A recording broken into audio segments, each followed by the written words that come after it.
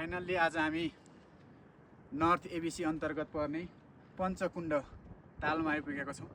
यो नर्थ एबिसीको हिम श्रृङ्खलाबाट बग्लेर बनेको यो एकदमै सुन्दर ताल छ। यो सुन्दर तालमा आउनको लागि चाहिँ यसका पछाडिका अप्ठ्याराहरू र चुनौतीहरू चाहिँ छँदैछन्। तर जब मान्छेले आफ्नो अप्ठ्यारा र चुनौतीहरूलाई पार गर्छ, यति सुन्दर सुन्दर दृश्यहरू हजुरहरूले देख्न सक्नुहुन्छ।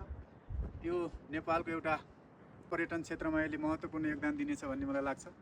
अहिले यहाँ आन्तरिक पर्यटकको एकदमै घुइँचो लागेको छ।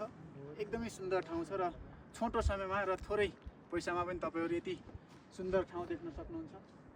तपाईँहरू पनि यदि यस्तो सुन्दर ठाउँ हेर्न मन छ भने अवश्य पनि आउनुहोला। एकदमै सुन्दर ठाउँ छ। म तपाईँहरूलाई आएर एकचोटि यो ठाउँ हेर्न आउन अनुरोध गर्दछु। एकदमै राम्रो छ। हजुरहरूले मैले सोचेको भन्दा पनि राम्रो पाएँ। त्यही भएर तपाईँहरूलाई पनि यहाँ आउन म अनुरोध गर्दछु। आउनुहोला, इन्जोय गर्नुहोला, लिनुहोला। एकदमै सुन्दर ठाउँ छ है त। ल, थ्याङ्क यू।